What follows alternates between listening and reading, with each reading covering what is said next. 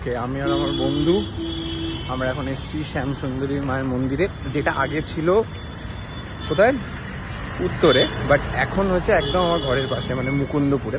আমার ঘরে থেকে জাস্ট 10-15 মিনিটের ওয়াকিং ডিস্টেন্সে। তো আমি দেখাচ্ছি এক্স্যাক্ট লোকেশনটা কোথায়। মুকুন্দপুর বাইপাস, এখানেই নামতে হবে।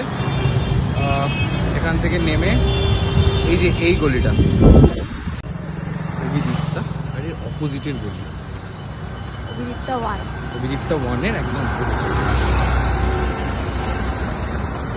পুরের মেন রোড এটা, এই যে অভিদীপ্তার ঠিক অপোজিট গলিতেই হচ্ছে ওটা। তো মন্দিরে গিয়ে দেখলাম যে তখন মায়ের আরতি হচ্ছিল, আর মনে মনে ভাবছিলাম যে খুবই ভালো সময়েই গেছিলাম।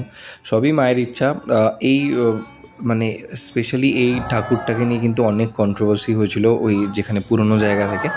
তারপরে আবার মায়ের ইচ্ছাতেই কিন্তু আবার এখানে এই মন্দিরটা হলো। তো যাই হোক, আমার তো এসে প্রচণ্ড ভালো লাগছিলো। আর সবথেকে ভালো ব্যাপারটা কি, আমি যখন তখন এখন আসতে পারবো, বিকজ এটা এখন আমার একদমই ঘরের পাশে। আগে অনেকটা দূর ছিল, মানিকতলায় অনেকটা দূর হয়ে যেত বাড়ি থেকে, তো এটা একদমই বাড়ির পাশে, যেটা খুবই ভালো। তো আরতির পর মায়ের ভোগ নিবেদন হচ্ছিল, আর সেই ভোগের প্রসাদ আমরাও পেয়েছি।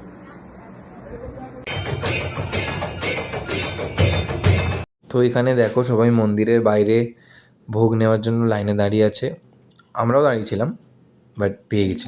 বন্ধ করেছি, এবার আমরা যাচ্ছি ভোগ নিতে, দেখি কি ভোগ দেয় মায়ের।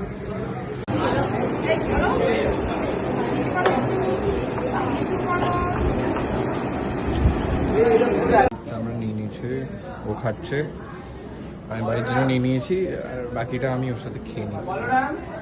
এখানেও সবাই খাচ্ছে। তো যাওয়ার আগে আর একবার ভালো করে তোমাদেরকে মায়ের দর্শনটা করিয়ে নিই।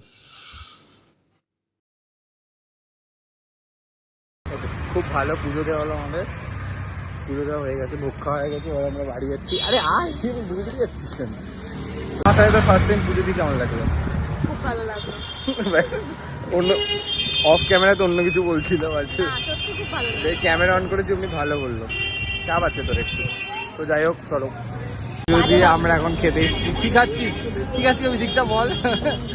যদি মোমো খেতে এসছে এই যে মুকুন্দপুরে।